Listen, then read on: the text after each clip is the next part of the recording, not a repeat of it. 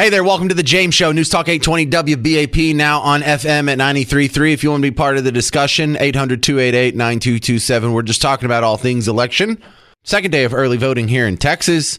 Still some long lines reported. 800-288-9227. I'd love to hear your thoughts, especially if you've been out to vote. What did you see? Was there lines? Was there some questionable stuff? I was perusing the social media ranks yesterday and seeing people saying, someone's handing out pamphlets. Isn't electioneering at a polling place illegal? Well, no, you have to be 100 feet away, and they should have a sign, and it's going to be red and white, and it should tell you no electioneering beyond this point. So look, keep the feeds coming in, keep the little tips coming in. And it helps us put together stories. Some of these turn out to be real problems. Some of them turn out to be rumors or disproven, or, hey, that's a picture from 2019 or something to that effect. So just however you can get it to me. You can call in 800-288-9227. The most common way is Facebook message. I don't know why. And then email james@wbap.com. james@wbap.com. Now, there was a town hall with Kamala Harris. And look, doing these events is supposed to quell some of the complaints that she hasn't done a press conference. She hasn't gone out there and answered questions. Now, why is a press conference different than all these other interviews that she's been doing? Well, there's a couple of very important differences. Number one is if you do a press conference, it's going to be taken live. It's not going to be recorded in advance, and you can't do what 60 Minutes did. You can't go back and pick and choose from different parts of the interview what answer you want to put on the question and selectively edit to make her sound better. Can't do that. You can't fix it up if it's live. Also, if it's a press conference and you're taking questions and a lot of questions for over an hour, you can't stage. Even if you knew the questions in advance, you couldn't get them all, come up with answers, write answers, practice them, memorize them, and regurgitate them on the spot. So this is a good chance to see what someone sounds like when they're not aware of what the questions are in advance, when they don't have a prepared canned answer. And so that's what she's been avoiding. So when she does these interviews, this is meant to sort of dispel some of that criticism. No, I'm taking questions. No, look at how many questions I'm taking. I couldn't possibly know all the questions in advance. I just walked in here and Maria Shriver started asking me questions. Well, Maria Shriver was talking to the audience at the town hall, explaining to them on the break, when it's question and answer time, we're not going to be taking random questions from random people. This is all set up, you big dummies. You're not, unfortunately. We have some predetermined questions, and hopefully I'll be able to ask some of the questions that might be in your head. I hope so. So by saying that, she's admitting these are all predetermined questions. Oh my goodness. This is all staged, just as staged, probably more so than Trump's McDonald's visit. Because, of course, that was staged. Of course, he didn't go fill out an application and get a job at McDonald's. Of course, they didn't have it open to the regular old public. Someone probably would have shot at him if they did. But he didn't know what the fry guy was going to say. There was no staged dialogue there. There was no prep on what that guy was going to tell him. It was more real, as staged as it was, than the Maria Shriver town hall. But does anyone just get a tickle out of, hey, we've got to get to the bottom of this mystery, and we've got to hold the Democrat candidate to account and have her answer some tough questions? Who are we going to get? Maria Shriver. Maria Shriver, like, both sides of her family are Democrat royalty. She's half Kennedy, half Shriver. And I know you know who the Kennedys are. They're all 100% Team Blue except for RFK Jr., obviously, which is almost comical. On the other hand, hey, Garrett, the last name Shriver means nothing to you, does it? Yeah. So in 1972, when Richard Nixon was running for president, and he won in like a big old 49-state landslide, the dude running against him, George McGovern, his running mate, Maria Shriver's dad.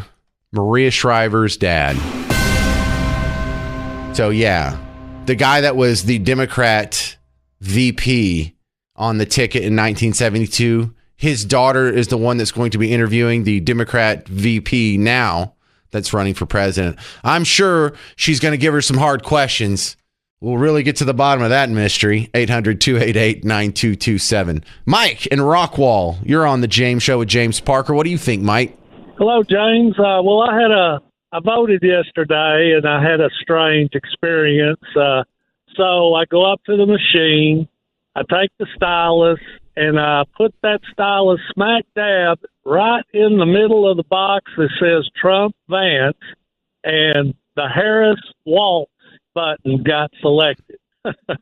So I looked over at the poll guy, and I said, come here, we got a problem, So he comes over, and he says, well, yeah, that machine, yeah, it needs to be calibrated better. Yeah, and I said, no kidding. So he goes, what you have to do is you have to tap it at the very top of the box up by the line.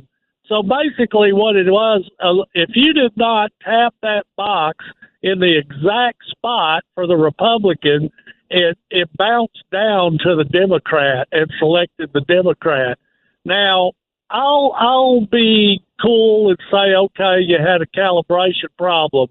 But the part that is nefarious in my book is if that machine was selecting Republicans like that, I guarantee they'd have turned that machine off and shut it down. Mike, did you test to see what happened if you actually tried to pick Kamala Harris? Would it try to pick the next box below that, or would it go ahead and work properly? I suspect it would have, but there weren't very many boxes below that. There were only a few that were independent, whatever. The rest of them were just Republican, Democrat. I hear you. So it would automatically select the box below. All right. Well, that's true. I appreciate the report. Let's see if we can get some people who second that motion. Did anyone else have a similar experience to Mike in Rockwall, where you touch one box and it picks another one? Because if we do get a lot of these reports, we may have to do something about it. 800-288-9227, 800-288-9227. I'm James Parker. This is The James Show. News Talk 820 WBAP, now on FM at 93.3. Hey there. Welcome to The James Show. It's News Talk 820 WBAP, now on FM at 93.3. Are you seeing anything shady? Early voting starting yesterday. Just had a report of a guy yesterday, or the guy in the last segment said he went and voted, and when he hit the box for Trump, it put Kamala on it. Was that just a recalibration issue? Is there something bigger at large here? How many of you are concerned about election integrity? 800-288-9227. Let's ask Dwayne. Dwayne in DeSoto, you're next up on WBAP. What do you think about early voting so far, sir? Oh, I'm glad that Republicans are getting the vote early, because that's what we need to do. But that also affects the polls, James. I've been running campaigns for 20 years, and one of the things that we don't talk about a lot is just on the polling. Like, for instance, Real Clear Politics, they include all polls, and they don't tell you sampling and accuracy and history of reliability. So, for instance, if I go to New York right now, I'm not going to get a lot of people rooting for the Dodgers. It's all going to be Yankee fans.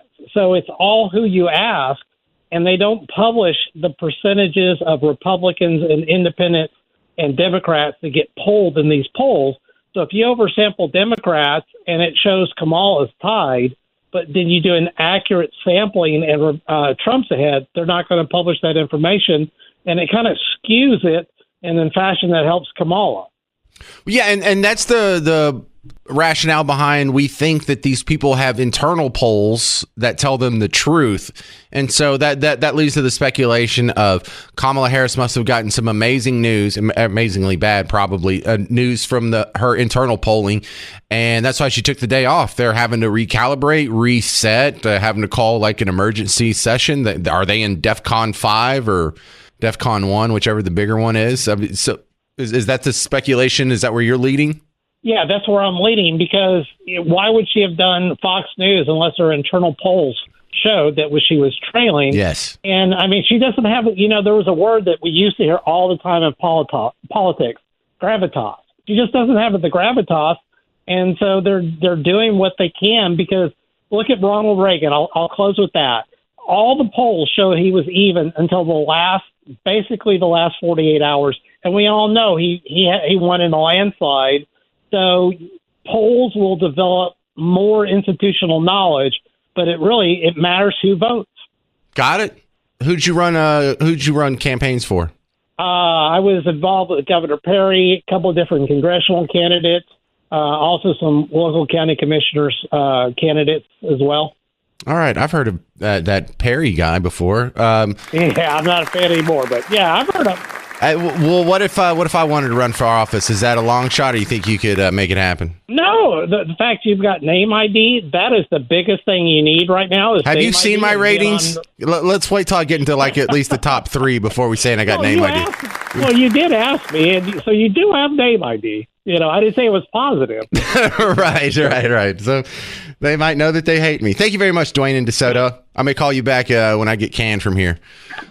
Josh in Ponder, you're next up on the James Show. What do you think about early voting so far, sir? Well, it's the first time I've ever did early voting today, and the only reason why is just because of the big push, and I'm glad the other Republicans are doing it as well. I voted up in the Denton County area at Crum, and it was old school ballots scribbled in with a ballpoint pen in the box, scanned it yourself, and you walked away. And it was smooth.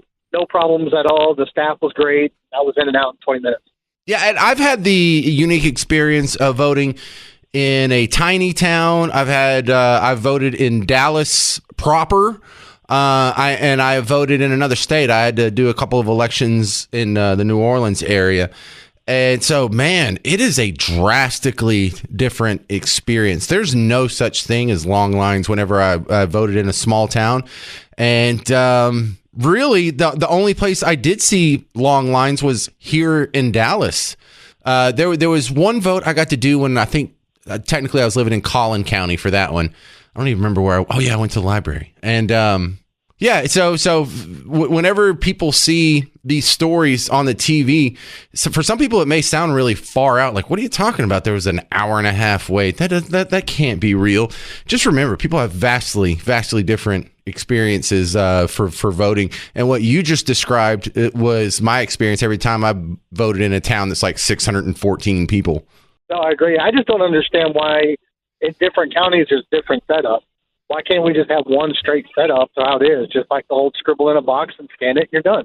Yeah, I wish it was that simple. I kind of like there's an advantage to it being decentralized and really not having one big system that is forced down upon everyone, because then if you wanted to rig an election, you would just have to rig one. That's one of the big reasons why if you're one of the election cheaters, you got to get rid of that electoral college, because if you stuff the ballots in New York City, that could cancel the votes for people in Texas. And that's one of the great things about the electoral college. Doesn't matter how many they stuff in another state, you can only screw up that one state and it won't have a negative effect on the rest of the voters. No, I agree 100%. Well, I appreciate your eyewitness report and being a James Show reporter today, sir. Josh? Thank you, sir. You have a great one. Josh up in Ponder / Crum, I guess. Your early voting experience, I'd like to hear it. 800-288-9227, 800-288-9227, because we are just 14 days away from the election, 93 days since Kamala's been the nominee. No formal news conference, but I promised you another keyword here before the end of the show. For those of you who are trying to win the trip to see Motley Crue in Las Vegas at the Park MGM, your keyword for right now is without. Like with or without. This is without. WITHOUT. You text that right now to 95819. 95819. That'll get you another entry to win the contest, and someone's going to get a trip to Vegas to see Motley Crue. Dolby live at Park MGM. Look, I have another clue to give you for the end of the show. Yeah, so stick around. About an hour from now, I'll give you another clue for another entry. Prizes provided by Big Machine Rock and Live Nation. For contest rules, WBAP.com. If you want to get on the James Show and tell me your early voting experience, 800-288-9227. Up next, the great Debbie Schlussel with her hot opinions on Decision 2024. Next, I'm James Parker. It's the James Show. News Talk 820 WBAP, now on FM at 93.3. Hey there, welcome back to the James Show. It's News Talk 820 WBAP, now on FM at 93.3. What do you see when you're out there early voting? 800-288-9227. We're not seeing anything shady, are we? I have some good callers lined up, but I have emails coming in. Eric had sent me an email. He sent me a screenshot from a report from one of his friends, Lynn, who says, FYI to all my voting friends and family, a friend of mine in Whitfield County yesterday voted, checked his selection, checked it out, the printed version was not marked the same. Please really look at the printed ballot after completion. Very strange occurrence. After several attempts for correction, they voided that ballot and machine, and he had to revote on another machine. Please check your printed ballots. Sounds like solid advice. What are you seeing out there? Scott in White Settlement, you're on WBAP. What do you see early voting, sir? Well, first of all, I think that scenario was at the White Settlement Library that I voted at. Also, there was a social media post going where the gentleman voted, and then when they printed it, it printed differently than how he voted. I didn't have that issue today, but I voted early in this particular location, probably the last 4 or 5 elections, and I've never waited maybe 5 minutes. Today I waited 40 minutes to vote at the White Settlement Library location with no issues. It was smooth. I voted and then printed my ballot. It was exactly how I voted. Everybody was kind. It was very smooth and fluid. How long did it take? Probably 35 to 40 minutes, which I've never waited. Like I said, I've been at this location 5 or 6 elections, and I've never waited more than 5 or 10 minutes. So, okay. Well, I appreciate your report there, Scott. Yes, sir. Y'all have a good day. All right. Thank you for checking in from White Settlement. All right. Good news there. Sounds good. Let's go to Crystal in Alba. Is this like Alba Golden? That Alba? How did you know, friend? How did you know? Baby, I'm from Bug Tussle. I'm from a place small. Well, it might be the same size as Alba. Chapel Hill, like where I actually grew up, it was 614 people when I was growing up. It's 594 now. So we actually lost. Oh my gosh. Me and like 6 other people left. So we kind of screwed up the population. But no, go ahead. What was voting like in Alba? I love it. Yeah, you know what? I rarely even tell people where we live because I'm like, nobody knows where this place is. But yes, we're out in East Texas. You're the Bears. And listen, and so I never vote early, but Dan Bongino just pushed and pushed and pushed for it. And I'm like, okay, bud, I get it. The world's going to burn down. The internet might go out. Paper's not going to print well. So, I am getting my vote in before this happens. And so I did. I went to our local county clerk's office, which you know is in Emory, next to Potts Feet Store and all that good stuff. And I went over there, and we're in a small town, but, buddy, I still waited like 45 minutes in line. And the line was wrapped around the building. The building's small, but the line was wrapped around the building.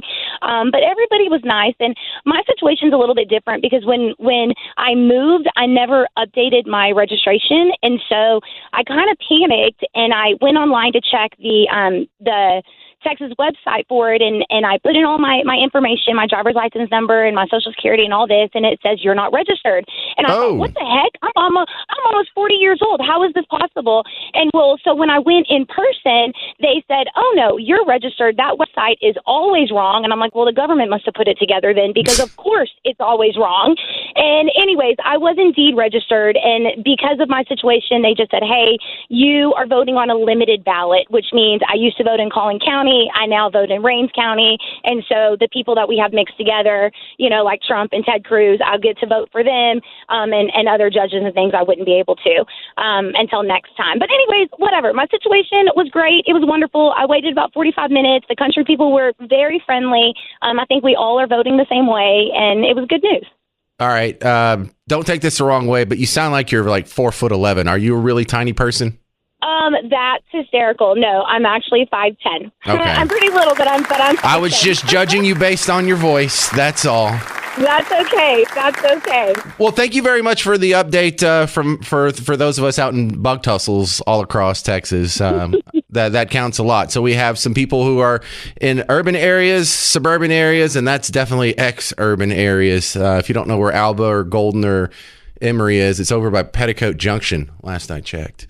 Let's go to Karina in Plano. We hadn't had an update from Plano, so we're going to go to Karina next. You're on the James Show. What did you see early voting? Hi, just got out of there. It took about 20 minutes, which was refreshing because I know other times I've waited in line. But yeah, voting in Collin County, it was seamless. Like there was no issues. Everyone was really nice. Just in and out, 20 minutes. What was your polling location? Was it a library, a church? Yeah, it's actually Parr Library in Plano. Yeah, that's where I remember. I've had to vote there. I think it was like the Windhaven Library in Plano one time, and then There was another one. I don't know if that's breaking news, but there was another one where I had to vote at there's a library like in Farmers Branch on Brookhaven Club Drive and something like that. Yeah. I forget what it's called. But, one thing I will say that I thought was really reassuring is that the ladies that were at the door, like the greeters, were doing a really excellent job asking for everybody to have their license out and stuff like that. And they were, like, taking no prisoners. They were like, if you have your voting card, that's good, but you have to have your license. And that was reassuring because with this whole influx of people that are registering to vote, and I brought my kid along with me, and I'm trying to tell him how important it is for people to have their actual license. I thought that was really, it was reassuring for me that not just, any Joe Schmo is going to be doing their thing. So I'm glad you mentioned that because we really should give those people a round of applause. All you people who volunteer to be poll workers, you make this whole thing run. And for all the people who are concerned about, so-and-so's a threat to democracy, you're actually doing something about it, so you deserve some extra praise. Thank you, Karina in Plano, for your update on early voting. You bet. All right. We had another amateur James Show reporter, I should say, checking in on early voting. What are you seeing out there? 800-288-9227. 14 days until the election. We are in day 2 of early voting in Texas. We'll get some more reports coming up next on The James Show. I'm James Parker. It's News Talk 820 WBAP, now on FM at 93.3. Hey there. Welcome to The James Show. It's News Talk 820 WBAP, now on FM at 93.3. I got a nice little lineup of amateur James Show reporters who are going to let you know what's going on with the early voting systems here in North Texas. What has it been like? We're only on day 2. I'm hearing some funky reports. Todd in Fort Worth, you're on WBAP. What do you see early voting, sir? Hey, yeah, I live in the north side of Fort Worth, north of 820. I ended up going to Blue Mound, and I actually looked at the tarrantcounty.org. There's one of their links is for times, waiting times. So it said 30 plus, and the other said 45. So we went there, but we walked in, got right out within 10 minutes. So I heard that Lake Worth was in upwards of 2 hours. What? Okay, I think that's the longest one I've heard. Okay. Well, I heard a report from yesterday of someone who said like 3 hours, but they were in Houston. That's the record I've heard thus far. But you went today. I went yesterday. Yesterday. This report came out yesterday in the morning show, or today in the morning show. They were talking about it. Fair enough. All right. So what was your location? It was the Blue Mound Community Center. Okay. And it's a small population, a lot smaller than Lake Worth or any of the other surrounding communities right there, including Fort Worth, of course. So, it was a great experience. I don't think most of us know any depth of Blue Mound, but we have seen the exit signs on the highway. Yeah, it's over close to Saginaw. Right. All right. Thank you very much, sir. I appreciate the report, Todd. Let's go. All right, take care. Let's go to Lucy and Allen. You're next up on The James Show. What did you see early voting, Lucy? Hi. Yeah, this definitely is an amateur report. And we were out there yesterday. We took my 18-year-old, and they were hooting and hollering, first-time voter. So they really made a spectacle of that, which is good. Promote when they're young, get them to vote red. And we had a good time. It was about an hour wait, 100 people deep, and it was a nice, clean experience. We didn't know they'd close at 5, so they had to turn a lot of people away. So we were happy to get in. 3 generations voted yesterday. I don't like that hour wait, though, because once you get to that time frame, that's when people start to get turned away. And I think that's what we're all trying to avoid. Like, we don't expect it to all be instant, but can it not be so long that it affects the outcome of the election? Because that's just not a good feeling.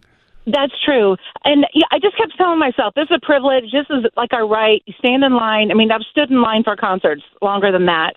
So it wasn't too bad. You were in Allen? Do it. Yeah. What were you at? Library? We were at the, it's like the administration building there at Waters and Exchange. Yeah, I don't know Allen that well, but I know Allen close enough. Sounds good. All right, thank you very much for your report. I'm going to try and get some more in here. Ryan, over in Mesoforny, what did you see early voting today? Hey, James, I voted at the sub-courthouse in Forney. It's my first time voting in Kaufman County. I'm a transplant from Dallas County. And I got there at about 7:15, and there was already almost 100 people in line. an hour before they opened. So they opened at 8? And They opened at 8. Wow. And there was, I mean, I'm talking, it curved around, and it was barely 7:15. I was passing by, and I was like, it's on the paperwork I saw. It said they opened up at 7. Great. No, they opened up at 8 when I got there, but there was a line. Most I've ever seen at early voting, and I'm 38, so I've only voted so many times, but there was quite the line. I haven't waited in a line that long in early voting. Well, Forney is one of these the places that we're concerned about because it's in the middle. I don't know if I would consider Forney like rural or suburbs or exurbs. I know it's not densely urban and I know it's not cattle country, but when I was a kid, Forney was just a couple exits that you drove past.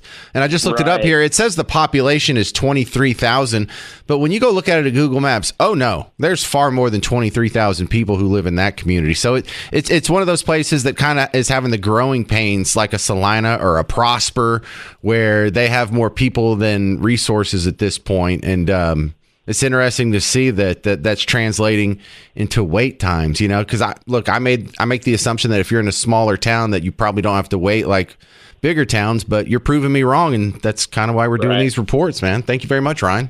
Yeah. And Forney's growing fast, real fast. It's insane how fast it's growing. Well, ever since Stormy Daniels got there, everything's gone up and up from what I hear. So good job. I appreciate the report, Ryan. Thanks, James. John and Keller, you're my next reporter on the James Show. What did you see early voting today, John?